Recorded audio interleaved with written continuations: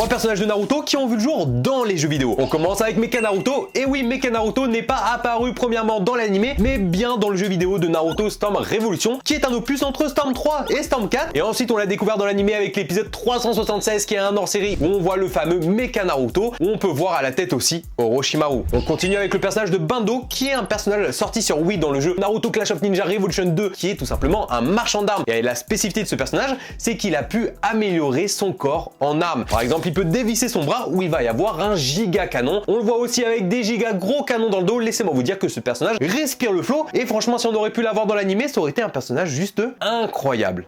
Et pour le troisième personnage, je vais vous parler de Kagura, qui est aussi un personnage de Naruto Clash of Ninja Revolution 2 qui est sorti sur Wii, qui est aussi l'acolyte, un peu la chef de Bando, qui était cette fois-ci une Kunoichi de Konoha, et aussi elle voulait devenir le disciple de Tsunade. Malheureusement, Tsunade, elle a dit non. C'est Sakura qui a eu la place bien plus tard, c'est là où on l'a découvert, vu que Kagura était totalement déçue et elle a eu le seum, hein, on va pas se mentir. Elle est devenue assez méchante, elle est devenue l'antagoniste, et bien sûr elle va prendre Bando du coup sous son aile pour essayer de détruire Konoha avec des armes à feu, et bien sûr les détruire de l'intérieur. Spoiler alerte, c'est raté, Kagura c'est ciao, Bando c'est ciao, mais pourtant dites-vous qu'elle aurait pu remplacer Sakura. Est-ce que ça aurait été mieux?